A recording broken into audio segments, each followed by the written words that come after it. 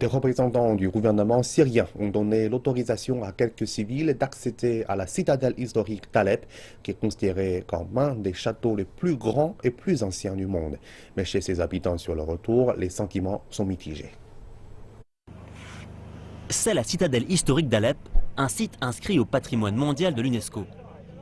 Les forces pro-Assad l'ont défendu pendant la guerre civile, mais de nombreux bâtiments ont été sérieusement endommagés. Les photographies sont désormais les seules preuves de l'ancienne gloire de ces bâtiments.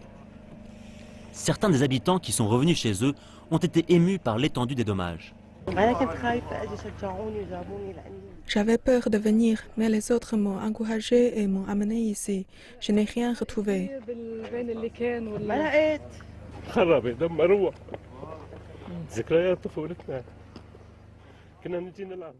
Ils ont détruit nos souvenirs d'enfance. Nous avions l'habitude de venir jouer au football ici quand nous étions enfants. Ici, il y avait une mosquée, mais ils l'ont détruite. Ils n'ont rien laissé.